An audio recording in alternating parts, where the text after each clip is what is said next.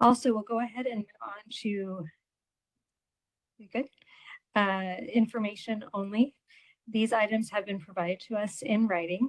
I'd like to ask my fellow board members if there are any items that they would like to have pulled or if they have questions on them.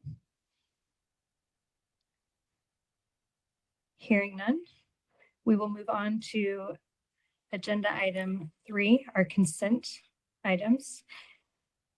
These have also been provided to us and are not intended for a formal presentation. However, if anybody has any questions, please let me know. Otherwise, I would entertain a motion to approve consent items 3A, 3B, and 3C. Do I have a motion? So moved. I have a motion. Do I have a second? Second. All right, I have a motion and a second. All those in favor say aye. Aye. Aye. Any opposed? Motion passes. Great. Next agenda item is the 24/7 Code of Conduct Answering Service update. I do know that we have a presentation, and we also at least have one member of the public that will be speaking on this item virtually. So I'll go ahead and turn it over to you, Director Aguilar, for your team to give us a presentation. Thank you so much. Sure. Good evening, Madam Chair, members of the Parks Board. We are here tonight to provide you with an update on the status of our 24/7 Code of Conduct Answering Service. Jared will give an overview on this. However, just in summary, this was something that the public had asked for, was something that we've provided it just over a year ago. We'll be letting you know how it has been going and then give some recommendations on how we'd like to move forward. With that, I'll turn it over to Jared. Thank you, Cynthia. And good evening, Madam Chair and members of the board. I'm pleased to be here, as Cynthia said, to provide an update on our 24/7 Code of Conduct Answering Service. Just to provide some background, this will advance.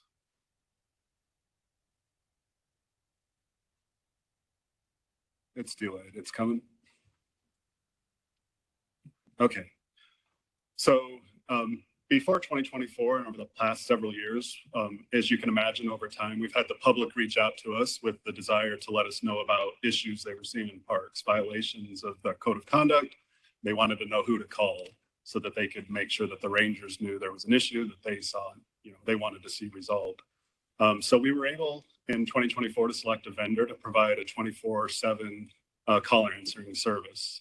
And this was a vendor that provides this type of service, like if you're an out of office kind of, you want to pay somebody to answer the phones for you. And it's that kind of a service, and it's worked out really well for us this year. So the pilot began last fall. We utilized our existing operating budget to pay for this pilot.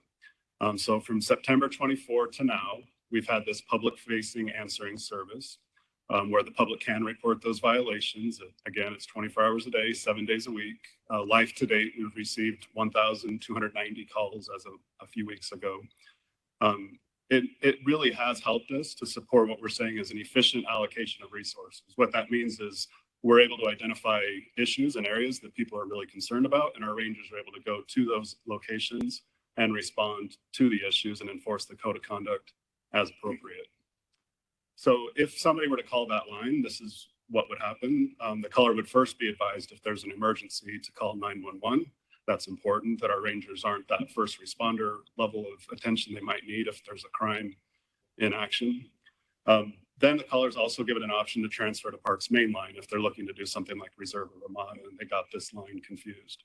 After that, they would speak to an operator, and the operator would take down the key information they would need for our rangers to be able to respond to the call. They take down things like park name, what violation they observed, and their contact information. And the operator would also explain to the caller that they shouldn't expect to have a call back. Our rangers are busy out patrolling the parks, and at this point, we don't have staffing levels to necessarily respond to every call.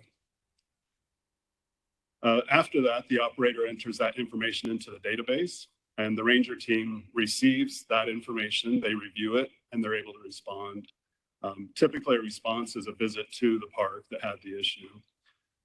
We have 24 hours a day, 7 days a week rangers, and so sometimes those responses might not be observed by the caller, but we do get to every park that gets reported. And while they're out there, the rangers do enforce the code of conduct, our park rules as appropriate.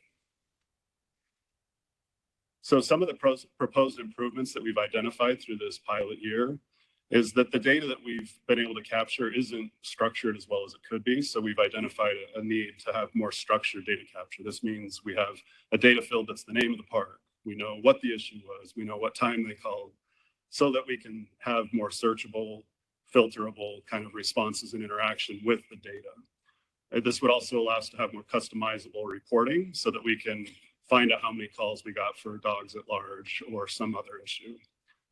The improvements would also allow us to have more efficient data export and an improved interface. Currently, the system we have is really hard for us to navigate and to dig back in and find previous calls. So we're in the process of drafting a request for proposals, or an RFP, to explore some of those improvements that I've identified. That the Parks Department, our team and management services, our contracts team is working on that currently. And just wanted to reference that the City Council would be the appropriate authority to approve this type of contract, but we're here to advise you of the update. And the existing vendor that we have will be able to remain in place until we're able to select a new vendor. And with that, we'd be happy to answer any questions that you may have. Thank you, Jared. I appreciate it. Great presentation. We do have, I'd like to go to the member of the public first before I go to my fellow members on the board for any questions or comments. I believe we have Mr. Jeff Spellman. He is not online. Okay, well, we will give him a few minutes during the discussion, and perhaps if he gets back online, you can let me know. Thank you. So I have just a couple questions, if you all don't mind if I start. First, Deputy Director Rogers, one question, as you were going over the steps in terms of the individual calls in, they're told not to expect a call back. Is there a current step in this process where the person who made the call hears any kind of resolution to the issue that they presented? Yeah, Chairperson Dalton. Currently, there's not in the system that we have. It's something that we've talked about, we've discussed. It'd mean additional staffing levels, which we just don't currently have funding for. But there are potentials as we work through the RFP process to maybe consider like at least an email response or something of that nature that would allow people to know some details back that they had given us and that we had responded to it. But it would require additional staff to actually get a phone call back. Okay, understood. I think to the extent possible, even having some kind of an automated, to your point, an automated system that says, we received the call, we've heard you, we've moved it along in our system would be helpful. Okay. And Madam Chair, if I can add to that, and members of the Parks Board, Jared is correct in his response. And I just wanted to add that is something, that's probably the number one thing we've heard from the public is they would like to be able to receive a response and know what the outcome was. There is a similar feature in other city services that is more automated, maybe in an email that at least says something initially, but then takes an actual person to respond with either the next business day or two. And I think that's where Jared's saying is we would either have to identify existing resources or ask for new resources. So we think there might be some automated options to begin with, and then maybe an even higher level of service beyond that as funding permits. Yeah, makes sense. I think other city departments like neighborhood services, they have a system where they track open tickets, but to your point, that takes a lot more staff to be able to handle those and be responsive. Just, and this one I think is probably impossible, but to answer, but is there any kind of way of understanding if there's a consistent theme in terms of what we're seeing the most calls for? Or do we have any way of, maybe this is something we build into the RFP, if there's some way that we can do some kind of analysis in terms of these are the consistent issues that we're hearing? Yeah. Chairperson Dalton, yeah, that is one of our biggest challenges. We have kind of general impressions of, and typically it's people that might look a little rough around the edges that people are reporting on that, looks like maybe they're up to something that doesn't look right to them. So we'll get a call about that. But it's really impossible for us to right now quantify what the calls are with the system that we have now, which is one of the reasons we're excited about the improvements that can come about through the RFP. Great, thank you. I'll turn over to my fellow colleagues. Board member May I start? Of course. Okay. Bustamante. Open at the bit. Yeah. I completely, thank you, Chairman Dalton. I completely echo everything that you're saying, especially if this is going to be an effective tool for there to be analytics involved. Because and that's going to lead to my second point. That's a question and feedback. Thanks to one of your great staffers and colleagues, David Miller, coming to a community meeting earlier this week. But I completely agree with you because this isn't evolving. Just the code of conduct signage alone is something, but how do people report? How do we collect the information and how is it being tracked? I mean, when we were figuring out how to create the policy for mountain trails, we were starting from nothing and now look at it's all based on data. So I feel like we can get there, especially if that can be part of the scope of work for the RFP, that there's like a tech component or a data tracking. So I'm so happy you brought that up. I didn't even think of that. Something that I was with 35 members of the public in the historic Roosevelt neighborhood. So they live around Hance Park, Civic Center Park, Roosevelt Park. And David Miller was giving a community update. So 5 stars to David. He passed out all this information. So great job. One of the questions that people had, especially with our neighborhood do-gooders who live around the park and love to clean up litter and are like the wingmen to the rangers, you know, bless their hearts. But they're also kind of over monitoring people who are enjoying the park versus camping. So that was a question. And I know we spent years developing what that sign says, and it's like an evolving policy. But with this hotline, maybe that can be a way for data to be like, what do you perceive? Like, what did you see? And, you know, if it's just someone taking a nap on the grass, that's park enjoyment versus not for this conversation now. Yes. So just feedback from that meeting, which was really great for me to bring to this meeting tonight. So thank you for having it on the agenda as the code of conduct evolves. Thank you, Mr. Rogers. Great. Board member Porter. Thanks. I actually had a desire to call this hotline recently, and I couldn't find the number anywhere. Is the number being placed on the code of conduct signs? Yeah, I have a couple questions. yes, it is. Okay. Yeah. And maybe other signage. It would be nice to have people to know about this. My big problem in parks in my neighborhood are kids on fixed pedal motorized bikes tearing all over the grass when, you know, that interferes with other people's enjoyment. It's intimidating. So I wanted to know, where is that number so that I can call and get a ranger out here to, you know, hopefully. Anyway, I have a couple questions and I'll just lay them out here. One is, what's happening if the call comes in when the rangers aren't on during after hours? Are there times when there really aren't rangers on duty? And I'll just go ahead and ask my second question, and that is, I expect that sometimes the calls really should go to the Phoenix Police Department because, for example, it's something happening, you know, when the park is closed. Is the answering service routing them, or is it up to the? Yeah. All right. Those are my questions. Thank you. Sure, Madam Chair, Board Member Porter, and members of the Parks Board. So your first question, thankfully now we have rangers on 24/7. So we do have the overnight rangers on now. And so there are 3 shifts of rangers 24 hours a day. So that's a big improvement for us, certainly.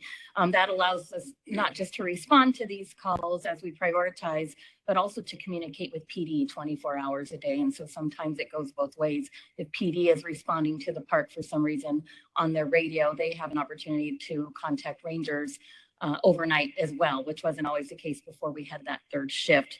And then second, yes, that's part of kind of our campaign, if you will, is trying to educate the public on if it is a crime, that is a call to the police department. If it is a code of conduct violation, that is a call to this line.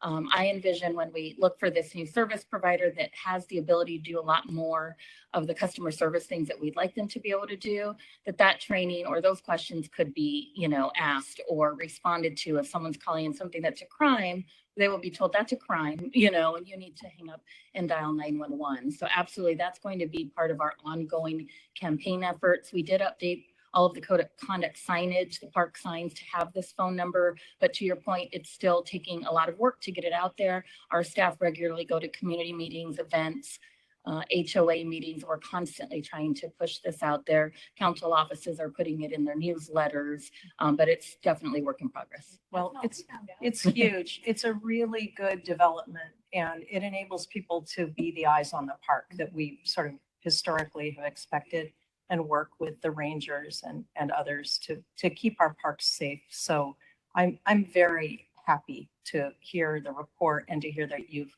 learned and are going to make it even better in the coming months. Thank you. Great, thank you. Board Member Moya? Thank you. My quick question, and not a question, it's just a suggestion, and I'm not sure if this is part of the RFP, but my question would be about response times. I'm not sure if we're tracking any of that, and it kind of sounds like the system's probably not really robust enough to do that now. But I would be interested in if we could gather some of that data on response times, because obviously we're going to learn something from those, and it takes time to gather. But I think that's a key fact here as well. Board Member Vera? Yeah, maybe I thank you for the presentation and for your comments and moving forward with something like this. For the park rangers, having a list of resources or key numbers that they can identify and provide and refer and have action at the moment, that may be very beneficial for the individual in need. Yes, Board Member Viera, and we do equip our rangers with that information on services, how to connect them to services, working with Phoenix Cares, but there's always ways to build upon that, and that's something that we're going to continue to enhance. And Madam Chair, I believe we do have Jeff Spellman on the line when you are ready. Yeah, one more quick question. So I know this will be, once you issue the RFP, I think it says in December, or we'll get the responses back. Is that correct, in December? Yes, I think our goal is to issue it December, January at the latest. The ultimate award of who we proceed with will go to the city council. They have the authority on this under the city charter, but we would bring it back to the board as well with an update. Great, thank you so much. Yep, Board Member Bustamante. Thank you, Chairman Dalton. Director Aguilar, to follow up with that, and if in the RFP and the deliverables, if there's going to be a generated response, could it sort of follow the model of like a neighborhood services complaint kind of thing? Yes, Board Member Bustamante, we think that could be an option as well. There's a couple different models in the city I think we want to look at, and that would be one of them. That works so well, the MSD model. So I endorse that.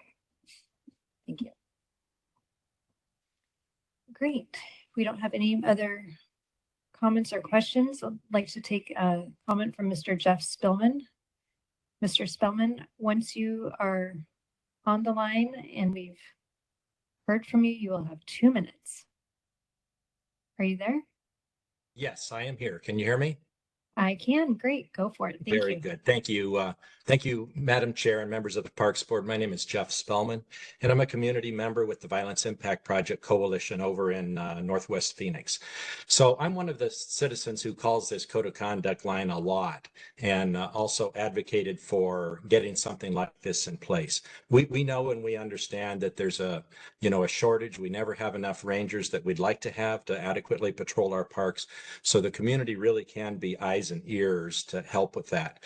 The problem, the challenge is getting that information to the rangers, as you've already kind of heard in the report. The challenge with the system we have in place, and I appreciate that we've tried to do something, but the challenge is this is not doesn't happen in real time. The information doesn't get to the rangers in a real time manner so that they're able to respond in a timely manner.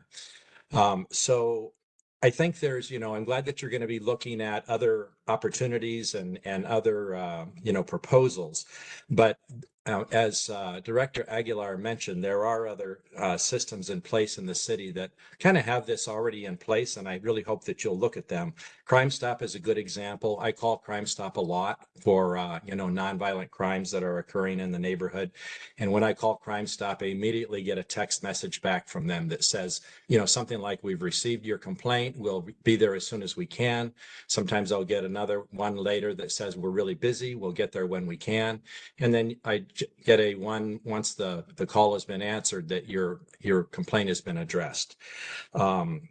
As you've also heard, there's things like neighborhood services. They have an internal email system and tied, I think, to the 311 system where you send in a complaint, you get a case number that's assigned to it, and then you can also follow up to find out what the resolution of that is.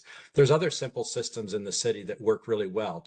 Transit police use a email system, and there you've got a very limited staff, 16 detectives Thank you, working. Dr. Spellman.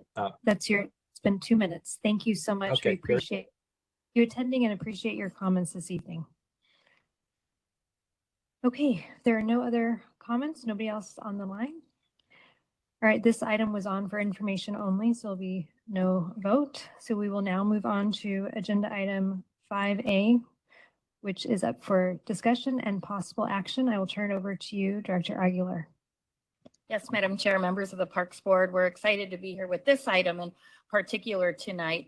This is one of our 10 projects that were approved in the 2023 GO bond process.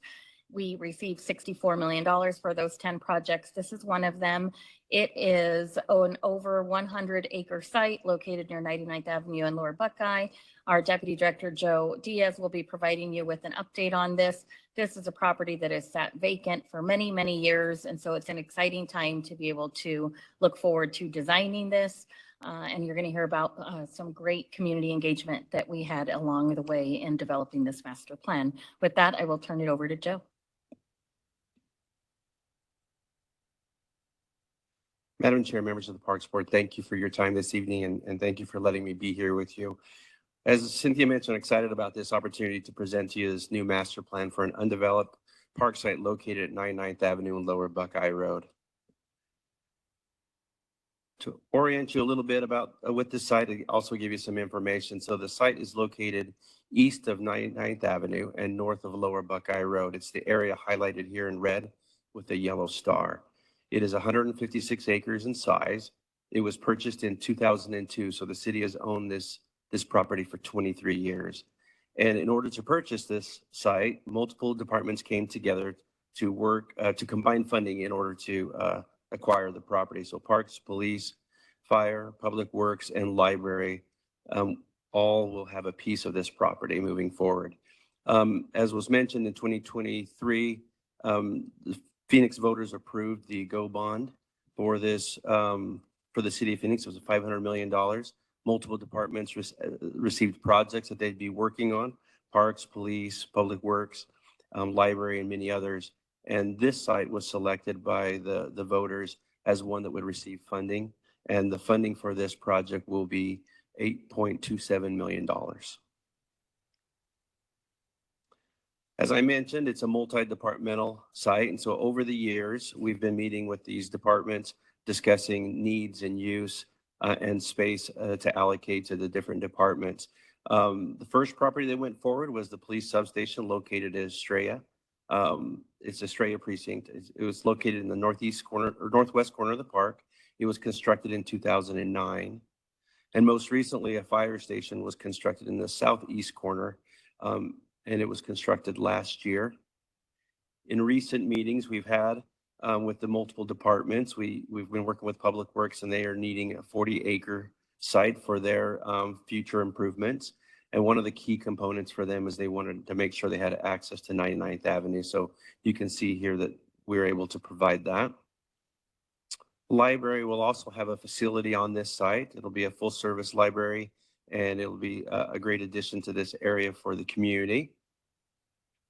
And then the park site, it's 111 acres in size. Some of the things that were important to us as a Parks Department was making sure we had access to 99th Avenue, as there's a City of Phoenix community just west of 99th Avenue, as well as having access off of Lower Buckeye Road. To give you some context, 111 acres is a very large site. Steel Indian School Park, which is downtown, holds major events and has a lot of wonderful amenities. That's 72 acres in size. So this site is going to be 39 acres larger than that site. And moving forward, we'll continue to work with arts and culture as we develop the site, and they'll have a presence in the park as well. And probably multiple art pieces will be found at this site. So once we divvied up the property, it was time to start doing the part that we love the best, which is working with the community to identify needs and community input. As we've discussed many times here at Parks Board, it's important. This is the most important part for us. We want to make sure that we receive input from the community on the amenities they'd like to see. For us, it's a roadmap, and it's a roadmap to a successful park. And so moving through this process, we identified two different ways to gather information. One is the community meetings. So we held two separate community meetings. Individuals from the community could come and place dots on boards that were prepared for them with the different amenities that they might like to see in the park. This process yielded quite a bit of information for us, which was really great. But then we decided to move forward with a survey as well. And you can see a picture of the flyer in the top left here of the slide with the QR code. And this is one size of what that flyer looked like. We had this as large as 4 feet by 8 feet. And had it presented in different locations throughout the area. So we worked with local HOAs, we worked with schools, we put signs at the vacant park. We also worked with the community businesses that are in that area, and we're able to post this flyer at their entrances. So through this process, it yielded a total of 901 community responses, which is a great amount of responses, and it was super exciting to have that many people involved in that process. So I'll share some of the results of the survey. So here is a bunch of different amenities. And I failed to mention that we always do our surveys in English and Spanish. So we want to make sure that we have as much information, gather as much information as we can. And we know that this area has a lot of Spanish speakers. And so we want to make sure that we connect with them as well. You can see the tremendous responses and numbers. The top three were restrooms, playgrounds, and splash pads, but you can see that shade received a lot of response, walking paths, sports fields, ramadas. With the size of this park, we were able to almost include all of these items within the master plan that we prepared. The second piece to this survey is park name. So Parks and Recreation Department provided two separate names, Sierra Estrella Park. So this site is located just north of the Sierra Estrella mountain range, and then Montezuma Peak Park. Montezuma Peak is a prominent peak on that mountain range, and has a lot of cultural history as well. And then the community was able to provide some additional names as well. Through this process, Sierra Estrella Park was a name that was selected through the voting process by 56%. In addition to those two things, we wanted to find out how individuals found out about this survey, mostly because we know that we're going to have to be reaching back out to the community as it relates to playground design, splash pad design, community center design. So it's very important for us to be able to connect with them. And so we wanted to see how they were able to really find out about this. So you can see, for the most part, it was the park sign with the QR code, but I think it's very interesting to see that a lot of it was word of mouth from friends, also social media, and then through the HOA. So it's really great information. And the best part about this is we ended up receiving 901 email addresses where we could reach back out to the community. So here is the master plan that was prepared for the community. I'll try to do a high-level explanation of the master plan. There's a lot going on here. But if you see on the bottom portion on the south end of the park where it says Lower Buckeye Road, there's an entrance road that comes in off of Lower Buckeye Road. Everything east of there is more sports fields. So you see 6 soccer fields, you see 3 softball fields, as well as some warm-up areas, and then all the parking that's associated with those fields. We have a fit core station, exercise equipment, ramadas, And then you can see the library there near the entrance. When we were working with library, they wanted to make sure that they had a visual presence off of Lower Buckeye Road.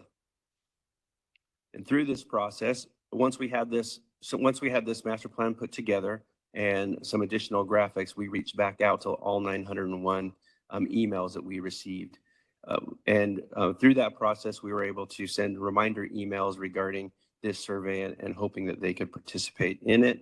And through that process, we received a 92% community approval rating.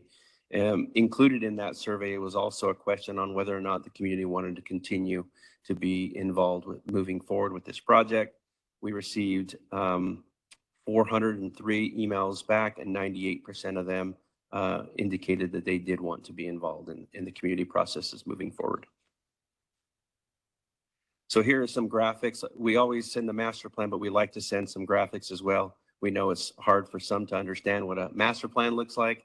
And so we wanted to make sure that they had something they could relate to. So you can see here some photos or images of the playground and splash pad area. And then some walking paths, some picnic areas, and gathering spaces, and then the large group ramada, which will have grills as well as food prep stations and shade and tables for use. And here is some pictures of the soccer fields as well as the softball fields that will be at the site. One of the things that was important to this community was moving forward as it related to fields was lighting. Obviously, when we build and design spaces this large, obviously there's a lot of lights that goes into these sites. And so the community was a little bit concerned about, was there going to be glare and was it going to be affecting their residences? So two things happened. One, we put the fields in the northeast corner of the site to make sure that they were the furthest away from the residences, but also we provided this image here to the community showing a zero edge of lighting adjacent to the soccer field. So the hope is to have zero glare and zero edge of lighting for all fields. As you can imagine, it's difficult to build a park site this large, and so it's going to be a multi-phase project. So we're saying the east side of this property will be phase 1 and phase 2. It's 54 acres in size.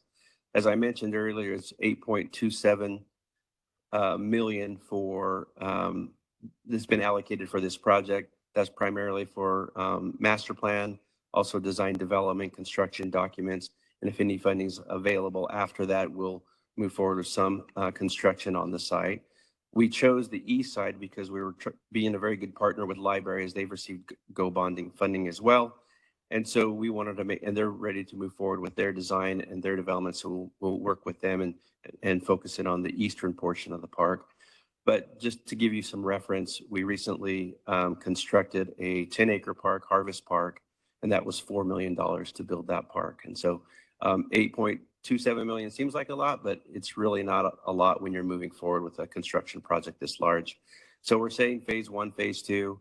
We're also saying phase 3, phase 4 would be the eastern portion of the park, which is 58 acres, and that area is currently unfunded. And then phase 5 is the community center, which is currently unfunded as well.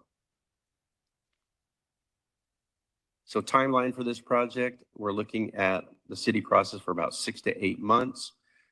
Design is somewhere between 12 to 18 months, depending on how much we'll be able to afford at the end of this project.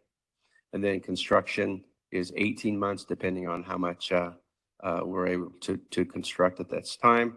And then park phase 1 grand opening is sometime in 2027, 2028. And the next steps is we're seeking Parks Board approval of this master plan for the undeveloped park site located at 99th Avenue Lower Buckeye, as well as an approval of the name Sierra Estrella Park for this site. And I can answer any questions you might have. Great. Thank you so much for a well-done presentation. Appreciate it. I don't believe we have any comments from members of the public. I'd like to turn over to my members on the board. Board Member Moya. Sure. A couple of quick questions. Thank you. This is exciting. But just a couple of clarification questions for me. We mentioned, I saw that splash pad was one of the top, but is it part of phase 1? And if so, I didn't see it on the map. I tried to look really fast but my eyes, my contact lenses didn't spot it. Yeah. Let me see if I can get back there real quick. All right. As I was, Madam Chair, members of the Parks Board, I was going through the process, I realized that I forgot to present to you the left side of this master plan. So let me do that now. So the left side or the west side of that master plan is the traditional park, which would be the playground, the splash pad or outdoor misting area. It would include picnic areas, disc golf, dog park, courts, basketball, volleyball, tennis, and pickleball, and all the parking that's associated with that. It'll also have a skate plaza as well as an event stage, so to hold large events. And so in the middle there, board member Moya, you can see where it says outdoor misting station. That is our attempt to make sure that we're being environmentally friendly as it But that relates will to splash not pads. be in phase one. Is that going to be? That's correct, Board That Member is Moya. correct. And I would add, you know, if you could go to that graphic that shows the phases, the slide with the phases. For clarification too, we're showing, right, the $8.2 million number that was approved by the voters is intended to fund design and construction of 1/3.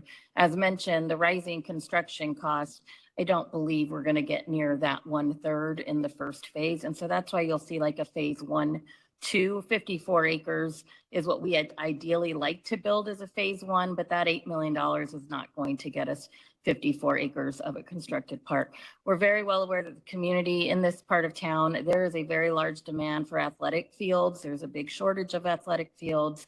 That's become a real issue. And so in that engagement process and hearing from residents, that really became their focus. And some of the feedback I know that I heard was they felt like they had some neighborhood parks in the area, but the need was really these types of amenities that you see identified in phase 1, 2. So it's really going to come down to construction costs at the time and figuring out how much of what you see labeled in 1, 2 we're going to be able to get with this money. The intent is also to then apply for additional funds in the city's next go bond process in a couple of years here. So that last bond was in 2023. The city's intent at least is to go for bonds every 5 years, smaller amounts every 5 years versus larger amounts every 10 years, which was kind of what the city used to do. That can change obviously anytime by the city manager or the city council, but that would be the intent, to continue to get additional funding needed through the city's bond process to finish the development of this park. Director Aguilar, what is the closest water feature park near here? Splash pad or pool? 71st Avenue and Vineyard Trailside Point would be the closest currently. So a few miles away. Mhm. So for me, that's what the priority was for them, and that's a priority for me. So I just want to make that known. So second, you mentioned, and it's just probably semantics, a community center and a rec center to me are different things. So is it a community center or is it a rec center? When I view community center, I think of the beautiful building at Cesar Chavez Park. When I think of community center, I think of the community center as Central Park. So is it a community center or is it a rec center? Because this is a regional park, it would be a community center such as the one at Cesar Chavez Park. Okay. The recreation centers, and it's a great question, the recreation centers are much smaller and they tend to be at smaller neighborhood parks. Okay, great. And you answered the timeline question for me, and that's all I have, Madam Chair. Thank you. Great, thank you. Any other board member questions or comments? Board Member Porter? I'm slightly jangled by the fact that there is no one here giving public comments. Do you feel do you have an idea why? Is it because they felt like they were heard in the process, or why? Often with things like this, even the name of a park, we could have a lot of public participation. It's a great question, Board Member Porter. This community was very aligned, I would say, and that is not always what happens. So Sometimes you can form a steering committee, and even amongst a steering committee, there's not consensus. So this process was a little different and unique. And I think it was a sense of really appreciation because of how long it has sat vacant. Many of these residential areas were built, and when these homes were being sold, people were sold on the fact that there was going to be this big city complex there. And 20 plus years later, you know, it never came about. So there was appreciation, gratefulness, and a lot of consensus around the project is my best guess. We were not aware, when you get a 92% response rate, you know, I think they felt safe, like this was not going to be controversial when it came here, is my guess. Good question. Thank you. Board Member Bustamante. Thank you, Chairman Dalton. I was just gonna say, my first note was bravo regarding 92% response rate, because you know I'm all about the engagement and just the amount of folks in the community. That's amazing. Like, resounding success for everyone involved, probably like a masterclass, and like perfect stars alignment where they waited so long and everyone now gets to take pride in co-creating that park for like generations to come, because this is phenomenal. I appreciate the fact where the lighting is located and it's not going to create that pollution on the edge of neighborhoods. So that's great that that was thought of. Thank you for including a skate plaza down with the skate community. And I just, if you can follow up with us, Director Aguilar, with some of these in our agenda, it didn't come with any maps. But I would love, I think we all agree, would love just this, maybe not even the whole presentation, but this is super exciting. And I am so surprised that there are a whole bunch of people out here, but they must have such confianza in what you've done, sir. So thank you, Mr. Diaz. I really appreciate what you guys have done. Great. Thank you so much. Just Go sorry, ahead, one board more member. question. No It's problem. just like my curiosity. When we say public works, to me, that's kind of vague and naive, but what is an idea of a public works? Because that's a lot of land there, and just curious. Board Member Moya, we had multiple meetings with Public Works and we had those very questions and they didn't have any answers either. So You can tell them we have the same question. yeah. I would add to that, you know, this is going to mirror a lot of their other service facilities that they need to service vehicles, have an area for probably solid waste trucks, you know, a combination maintenance of their vehicles, of their fleet vehicles. So they have many of these service centers. I would say this is probably very close to the size of many of the other service centers of theirs I've seen. No, thank you, and I agree. This is an amazing plan, but it's very seldom that something like this comes before this board, so that's why I'm asking all these questions. And I'm surprised you didn't ask about the shade, so I'm going to ask about the shade. Are we looking at all that and those materials that are important to this board as well? Thank you. Absolutely. That's at the core of any time we go into a park, but certainly even easier at the beginning of the design of a park. Shade is the top priority when it comes to walkways, shading, park amenities. And that was really prevalent. I think there were over 600 responses for things like trees, as well as ramadas. Shaded walkways was a priority of the community. So now that you encourage me, if I understand this correctly, the design component, so even though we have these things there, that doesn't mean that those are the pieces that will be on that phase 1, 2. Is that correct? Those things can change based on the design. Madam Chair, members of the board and board member Vera, this is the master plan that we will follow. So these are the amenities that the community had wanted. So we are moving forward with these amenities. Now we may have to move some things around slightly as we roll into the construction documents, just based on spacing and those kind of things. But the intent is to move forward with this design. Because to the point that was made previously in terms of what is the priority that the community presented, there are some priorities that are missing here. So I will imagine that phase 1, the phase 2 of these will include those priorities, and it will bring additional unity to the community and and seeing the responsiveness of the City of Phoenix Parks and Recreation in their input. And that, Board Member Vera, that is certainly our goal. What you see, however, is how the phasing of the park would be. So it ties in the community's priorities that we heard about, but also ties in how we construct a park. So we wouldn't build a couple of fields and then a couple of other traditional park amenities. And you go in and you want to construct a park, you're going to generally do your fields all together. So it's a combination of community priorities, efficiencies, and proper design of a park.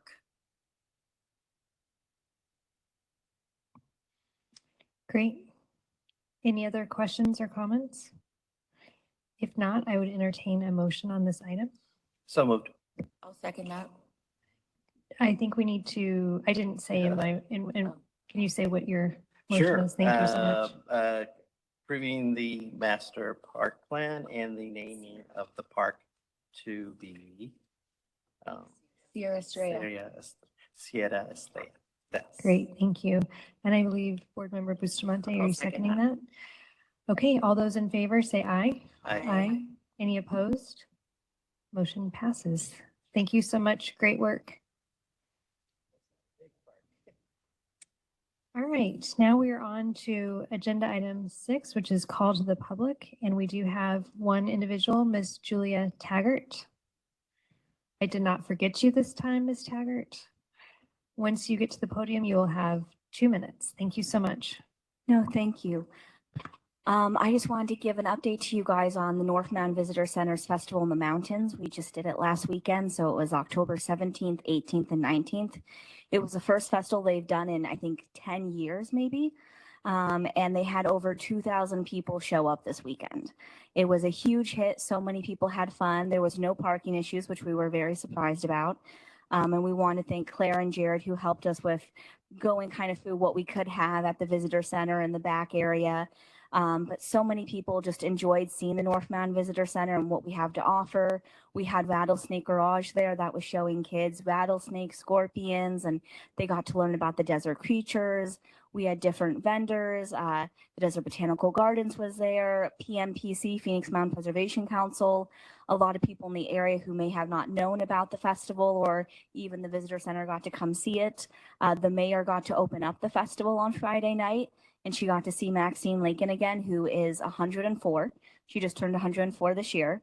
And she's the reason that we have the North Mountain Visitor Center as well as the South Mountain Visitor Center. So she was really happy to see everybody come together to preserve the mountain space and keep the North Mountain Visitor Center open. I would love if the Parks Board could do a field trip to the North Mountain Visitor Center and kind of learn and see what the North Mountain Visitor Center is all about. It's operated by the Save Our Mountains Foundation, and it's all volunteer run by over 100 volunteers that have volunteered $150,000 worth of their time this past year. And they really care for the mountains and that center, and they keep it running. And I know they would love to meet you guys and show you what they do for the city of Phoenix by volunteering and keeping the center open 365 days a year from 8 a.m. to 2 p.m. Whenever someone cancels, Cheryl, who's a volunteer coordinator, can always find someone else to take over a shift. So they keep it open every day, 8 a.m. to 2 p.m. So it's amazing. Thank you. Thank you so much. All right, I do not have a report this evening. Do any of my fellow board members have anything they would like to report? If not, we will turn it over to Director Aguilar for the director's report. Thank you. Sure, I will go ahead and turn it over to my team to get started. Thank you, Madam Chair. Thank you very much, Cynthia. Chair Dalton, members of the board, I am pleased to share with you an event that I had the pleasure of participating in on September 27th. The Parks and Recreation Department, in partnership with the Office of Environmental Programs, Butterfly Wonderland, and the Arizona Sustainability Alliance hosted a butterfly release event at Rio Salado to celebrate Planting for Monarchs Month, which was in September. As you know, the city of Phoenix is on the way for the Western monarch butterfly's migration path to Mexico, and the pollinators are really vital for our ecosystem. This event was spearheaded by our very own community engagement ranger, park ranger, Jose Gomez, and also featured a park cleanup and an invasive species pull. Arizona Sustainability Alliance facilitated 20 volunteers who were able to collect 25 bags of trash and invasive species during the event. Butterfly Wonderland supplied 60 native painted butterflies and led the release. 50 people attended the event that featured remarks by representatives from the Mayor's Office, the Office of Environmental Programs, Butterfly Wonderland, Protectors of the Salt River, and the Parks and Recreation Department. Participants were also honored with a blessing given by Auntie Sweetie from the Gila River Indian community. The event also featured 10 environmental partner organizations who had educational tables leading up to the event.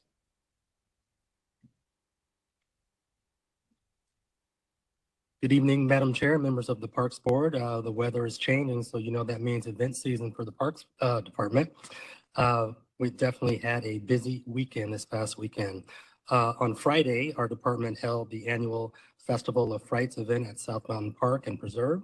The event featured a trunk or treat area, a haunted hike, a kids zone with inflatables, arts and crafts, carnival games, food trucks, horseback riding, a pumpkin patch, community partner information booths, and various Halloween-inspired competitions where the participants won awesome prizes.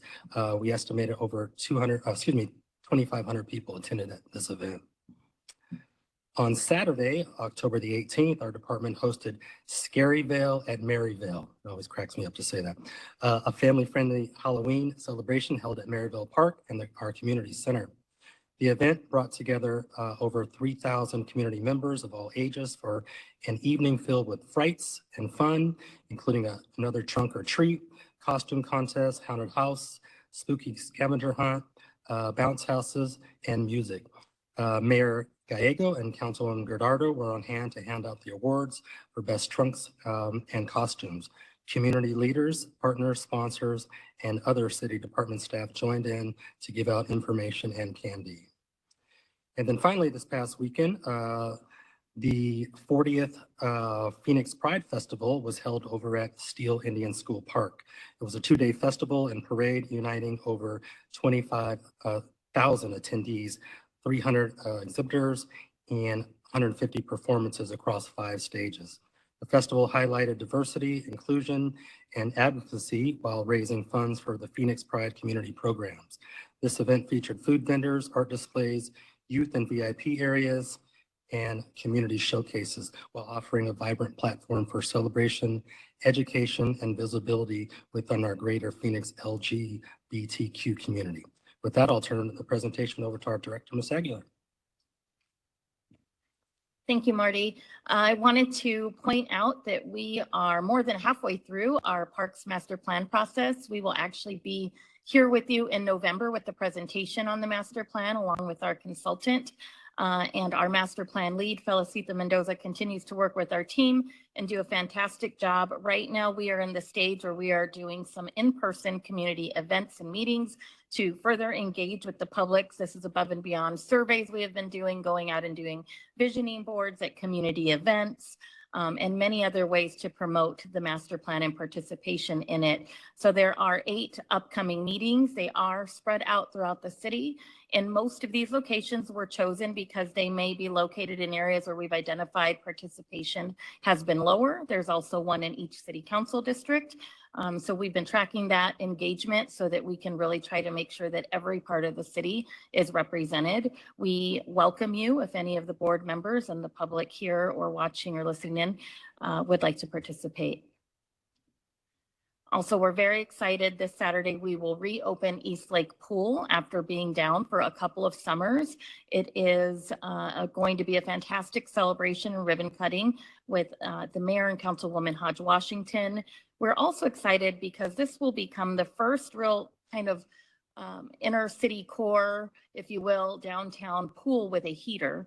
And so because of that, we're going to be able to open the pool with some open swim time, and we'll also be offering some swim lessons and fitness aerobics classes and additional open swim hours for the community through the month of November. I should add that the bathhouse, however, is not climate controlled. So the pool is heated, but when you get out, you might be cold. And so it's really a pilot for us to do this and kind of gauge the community's interest in fall, winter aquatics programming and see what the response is like. And we welcome each of you to attend as well. And that concludes our presentation tonight. Thank you.